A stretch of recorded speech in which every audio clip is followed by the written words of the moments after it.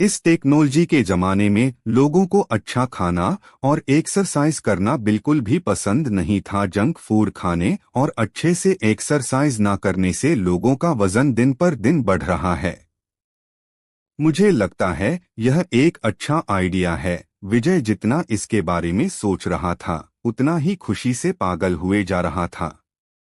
अगर उसने कोई वजन घटाने वाली दवा बना दी तो उसकी मदद से वह एक अच्छा बिजनेस कर सकता था। ठीक है, फिर मैं ब्यूटी प्रोडक्ट्स और हेल्थ प्रोडक्ट्स और यहाँ तक कि सेक्सुअल दवाओं के लिए भी कुछ औषधि बनाऊंगा। फिर उन औषधियों को एक अच्छा सा ब्रांड नेम देके मार्केट में उतारूंगा। लोग इन सारे प्रोडक्ट्स पर ज्यादा खर्चा भी करेंगे। विजय ने कुछ और प्रोडक्ट्स के बारे में सोचते हुए कहा। लड़कियों की सुंदर होने की चाह के कारण ब्यूटी प्रोडक्ट्स हमेशा से एक अच्छा बिजनेस रहा है। आदमियों के लिए बेड पर ज्यादा टाइम निकालना हमेशा से एक चिंता की बात रही है। अगर विजय इन चीजों के लिए कोई प्रोडक्ट बना सकता था तो उसे फिर भविष्य में कभी पैसे की कमी नहीं होगी। विजय ने अब सोच लिया था वह बिजनेस तो कर ही रहेगा चाहे कुछ भी हो जाए। अब तक दोपहर हो चुकी थी। विजय ने सारे पैकेज डिलीवर कर दिए थे। विजय फिर बैंक जाता है। उसके अकाउंट में बस 1,000 रुपए बचे थे। फिर उसने सारे बचे हुए रुपए निकाले और अपनी 3 व्हीलर बाइक पर बैठ औषधीय जड़ी बूटियों के बाजार की ओर निकल गया। विजय इस बाजार में पहली बार आया था। इसके अलावा बुक ऑफ डिवाइन मेडिसिन में दी हुए जड़ी बूटियों के नाम भी बाजार में मिलने वाली जड़ी बूटियों से अलग थे, जिस वजह से विजय को उन्हें ढूंढने में भी बहुत दिक्कत हो रही थी। जैसे कि डिवाइन बुक में एक जड़ी बूटी का नाम चमकीली लाल घास था। पूरी मार्केट में किसी को नहीं पता था कि यह कौन सी जड़ी बूटी थी। अब विजय बस एक काम कर सकता था, डिवाइन बुक में दी गई उनकी जानकारी पढ़ उन्हें ढूंढ सकता था। विजय को सारी जरूरत की जड़ी बूटियां ढूंढने में लगभग 5 घंटे लग गए। अब तक शाम हो चुकी थी। उसने हर एक जड़ी बूटी की 5 जोड़ी जड़ी बूटी ली थी। विजय फिर बाजार से ही अपने गांव की ओर निकल जाता है। गांव पहुंचने के बाद वह अपने घर का दरवाजा बंद कर सभी जड़ी बूटियों को एक पुरानी सी दिखने वाली मेज पर रखता है। विजय फिर मेज पर रखी जड़ी बूटियों में से एक जोड़ी जड़ी बूटी उठाकर अपने हाथ की हथेली पर रखता है। देखते ही देखते उसके हाथ में एक सफेद रोशनी चमकने लगती है और उस सफेद रोशनी ने उन जड़ी बूटियों को पूरी तरह से ढक लिया था। यह सभी जड़ी बूटियां जमीन पर उगती थीं और पृथ्वी से निकलने वाली नेचुरल एनर्जी को अवशोषित करती थीं। विजय भी अपनी बॉडी से उसी एनर्जी को निकालकर उन जोड़ियों बूटियों को शुद्ध कर रहा था। शुद्ध करने से वह सभी जड़ी बूटियां और भी ज्यादा निहार रही थीं। अच्छे से शुद्ध होने पर उन सभी जड़ी बूटियों की शक्ति कई गुना बढ़ जाएगी। अपनी बॉडी से इस तरह एनर्जी निकालने के बारे में भी विजय को अपने जेड पेंडेंट से मिली जानकारी से पता लगा था। एक आम इंसान अपनी बॉडी से इस तरह की एनर्जी निकाल उसका उपयोग नहीं कर सकता था, जिस कारण वह जड़ी बूटियों को भी विजय की तरह शुद्ध नहीं कर सकते। और अगर जड़ी बूटियों को अच्छे से शुद्ध नहीं किया जाएगा तो उनका असर भी ज्यादा नहीं होगा, जिस कारण हजारों सालों से इन जड़ी बूटियों का असली इस्तेमाल कोई नहीं करना जानता था। लगभग 10 मिनट तक उन जड़ी बूटियों को ऐसे ही निखारने के बाद विजय ने उन जड़ी बूटियों को एक कटोरे में रख दिया और उन जड़ी बूटियों को मूसल से कूटने लगा। 1 घंटे तक ऐसे ही कूटने के बाद अब उन जड़ी बूटियों से एक तरल पदार्थ निकलने लगा था। फिर उसने उस तरल पदार्थ को एक छोटी कटोरी में डाला। वो तरल पदार्थ दिखने में चमकीले हरे रंग का था और उसमें से घास की एक तीखी सुगंध आ रही थी। जब विजय ने उस छोटी कटोरी में रखे तरल पदार्थ को देखा तो वो थोड़ा सा कंफ्यूज दिखने लगा, क्योंकि उसने औषधीय तरल तो बना दिया था, मगर इसका टेस्ट कैसे करे कि वो असरदार भी है या नहीं। इस औषधि का कोई हार्मफुल इफेक्ट तो नहीं था क्योंकि यह सभी नेचुरल जड़ी बूटियों से तैयार की गई थी। जिस वजह से अगर इसका कोई यूज करेगा उस पर कोई बुरा इफेक्ट नहीं पड़ेगा। विजय पहले से ही दुबला पतला था, जिस कारण औषधि का उस पर अच्छे से कोई इफेक्ट नहीं दिखेगा। अब वो यही सोच सोच कर परेशान हुए जा रहा था, आखिर वो इस औषधि का असर कैसे चेक करे। फिर अचानक उसे एक ख्याल आया, क्यों ना मैं इस औषधि को जानवरों पर इस्तेमाल करूं। वैसे भी विजय के चाचा ने 10-10 सुअर पाले हुए थे। उसने सोचा क्यों ना उन्हीं पर औषधि को इस्तेमाल किया जाए। वो सभी सुअर हट्टे कट्टे और मोटे थे। औषधि चेक करने के लिए वो एकदम परफेक्ट टेस्ट सब्जेक्ट थे।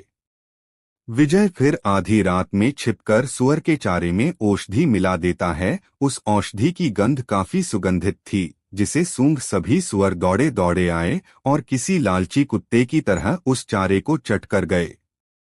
अच्छे सुअर, कुछ और खाओ, विजय ने सुअरों को देखकर हंसते हुए कहा। उसके बाद वह घर लौटा और बाकी जड़ी बूटियों को तैयार करने लगा। सभी जड़ी बूटियों से औषधि बनाकर वो फिर चैन से सो गया। अगली सुबह चीखने चिल्लाने की आवाजों को सुन उसकी आंखें खुल जाती हैं। जब विजय ने उन आवाजों को ध्यान से सुना तो उसे महसूस हुआ कि वो पिछले दरवाजे से आ रही थी। उसे तुरंत ख्याल आया, कहीं उसकी औषधि खाकर वो सुअर दुबले पतले तो नहीं हो गए, जिन्हें देख उसकी चाची इतना हल्ला मचा रही है। वह बिस्तर से लुढ़का, कुछ कपड़े पहने और पिछले दरवाजे से बाहर निकला। सुअरों के चारों ओर भीड़ जमा हो रखी थी और सुअरों की ओर इशारा करते हुए सभी लोग कुछ ना कुछ बात कर रहे थे। सुअरों के बेड़े में इस वक्त कोई रो रहा था। मेरे बच्चों, तुम लोगों को क्या हो गया? विजय ने भीड़ के बीच से निकलते हुए जब सुअरों को देखा तो वो हैरान रह गया। सुअरों में से सभी 10 के 10 सुअर बिल्कुल पिचक कर सूख गए थे। उनकी खाल से हड्डियां तक साफ साफ देखी जा सकती थी। पिछली रात जब उसने उन सुअरों को देखा था तो वे सभी मोटे ताजा थे और रातों रात उनका वजन काफी घट गया था। विजय उन सुअरों को देख नहीं बल्कि अपनी औषधि की शक्ति का असर देखकर हैरान था। उफ, चलो शुक्र है मैंने औषधि का टेस्ट इंसानों की बजाय इन सुअरों पर किया। विजय ने एक राहत की सांस लेते हुए कहा। विजय यह सोचकर शुक्र मना रहा था क्योंकि अगर वो अपनी औषधि का टेस्ट इंसानों पर करता, वो भी किसी पिचके हुए हड्डियों के ढांचे की तरह दिखते। यह तो बड़ी अजीब बात है। मैंने तो कल ही देखा था, यह सारे के सारे सुअर मोटे और गोल मटोल थे, इतने मोटे कि वो मुश्किल से चल पा रहे थे। अचानक एक ही रात में ऐसा क्या हो गया? वहां जमा भीड़ से एक आदमी ने कहा। मुझे लगता है ये सभी किसी भूत प्रेत को देखकर डर गए होंगे। कहीं इन्होंने खूनी तांत्रिक को तो नहीं देख लिया? वहां जमा भीड़ से एक और आदमी ने पहाड़ों की ओर देखते हुए कहा। नगीना गांव एक पहाड़ के बगल में स्थित था। अगर जादूटोने या फिर भूत प्रेतों की बात होती, उनमें कहीं ना कहीं खूनी तांत्रिक का नाम जरूर आता था। यो खूनी तांत्रिक बगल के पहाड़ों में ही कहीं रहता था। कहीं कोई ड्रैगन तो नहीं आया? एक छोटे बच्चे ने उन लोगों की बातों में शामिल होते हुए कहा। तुम बहुत टीवी देखने लगे हो, छोटे शैतान। सभी लोगों ने जोर से ठहाका लगाकर हंसते हुए कहा। विजय भी उन सभी के साथ हंस रहा था। सुबह सुबह उसका मूड एकदम फ्रेश हो गया था। सबसे पहले उसकी औषधि सफल रही। हालांकि उसका असर कुछ ज्यादा ही था, मगर यह ज्यादा बड़ी समस्या नहीं थी। दूसरा, उसने अपनी चाची से बदला लिया था। विजय वहां से घर के अंदर आकर उस औषधि को चाय के साथ मिलाता है, फिर उस चाय को एक बोतल में भरता है। उसने चाय की ऐसी कई बोतलें भर ली थी। विजय ने उस औषधि को चाय के साथ इसलिए मिलाया ताकि उसका असर थोड़ा कम हो सके और इंसानों पर एक अच्छा प्रभाव दिखा सके। फिर वह अपनी छोटी 3 व्हीलर बाइक पर बैठ शहर चला गया। जब वो किसी को डिलीवरी देने डीएलएफ लेजर पार्क पहुंचा तो उसने मोहनलाल को फोन लगाया। हेलो, मोहनलाल ने फोन पर कहा। मिस्टर मोहन, यह मैं हूं, विजय। अरे विजय, क्या बात है? क्या आज भी मेरे लिए कोई डिलीवरी है? नहीं मिस्टर मोहन, मेरे पास उससे भी कुछ अच्छा है। डिलीवरी से अच्छा और क्या हो सकता है? मोहनलाल ने कंफ्यूज होते हुए कहा। यह एक हर्बल चाय है जो हमारे पारिवारिक नुस्खे द्वारा बनाई गई है। यह गर्मी को कम कर सकती है और शरीर से गंदगी को बाहर निकाल सकती है। आप अपना वजन भी कम कर सकते हैं। मुझे लगता है आप बाहर का खाना खा कार थक गई होंगे, इसलिए आज आपको कुछ अलग स्वाद टेस्ट करना चाहिए। विजय ने तुरंत यह नहीं बताया कि यह एक वजन घटाने वाली औषधि थी। हर्बल चाय बोलने से उनको ज्यादा अजीब भी नहीं लगा। पारिवारिक नुस्खा हर्बल चाय, ओ, सुनने में अच्छा लग रहा है। चलो मैं एक बार इसको पीकर ट्राई करता हूँ, मोहनलाल ने जवाब दिया। जब विजय को मोहनलाल की अनुमति मिल गई तो उसने फोन काट दिया और मोहनलाल के घर हाउस नंबर 14 फीट पहुंच गया। जब विजय ने घर की घंटी बजाई तो तुरंत डोर खुल गया। मोहनलाल उसका इंतजार कर रहा था। विजय ने फिर एक औषधि मिली चाय की बोतल मोहनलाल को पकड़ा दी, जिसकी खुशबू सूंघ मोहनलाल ने कहा, अच्छी खुशबू आ रही है। यह तो बहुत स्वादिष्ट भी लग रही है। शुक्रिया विजय, सच में तुम एक अच्छे लड़के हो। फिर मोहनलाल ने अपना बटुआ निकाला और उसमें से 100 का नोट निकाल विजय को देने लगा। अरे, इसकी कोई जरूरत नहीं है मिस्टर मोहन, यह आपके लिए मेरी तरफ से एक तोहफा है, विजय ने उन पैसों को लेने से मना करते हुए कहा। ओह, तो ठीक है।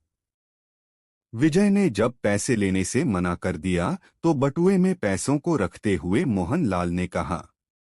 विजय फिर मोहनलाल के घर से निकल जाता है और शहर में अपना काम खत्म कर गांव वापस आ जाता है। शाम के वक्त विजय को मोहनलाल का फोन आया। विजय, विजय, ओह माय गॉड, तुम्हारी हर्बल चाय तो एक चमत्कारी चाय है। चमत्कारी चाय नहीं बल्कि चमत्कारी दवा कहें तो ठीक रहेगा। तुम्हें पता भी है, तुम्हारी चमत्कारी चाय पीने से मेरा वजन कम हो गया है। मेरा लगभग 10 किलो वजन कम हो गया। मोहनलाल की खुशी भरी, उत्सुक और हैरानी भरी आवाज आ रही थी। तुम्हारी हर्बल चाय चमत्कारी है। क्या तुम्हारे पास और भी है? बस उन्हें कल ले आओ। मैं उसकी कीमत भी दूंगा, मोहनलाल ने शालीनता से कहा। ठीक है मिस्टर मोहन, मैं कल और ले आऊंगा। ओके ओके, चलो फिर कल मिलते हैं, मोहनलाल ने फोन काटते हुए कहा। विजय इस वक्त बहुत खुश था। आखिर उसकी बनाई औषधि ने इंसानों पर भी एक अच्छा असर दिखाना शुरू कर दिया था। यह उसके लिए एक बहुत बड़ी सफलता थी।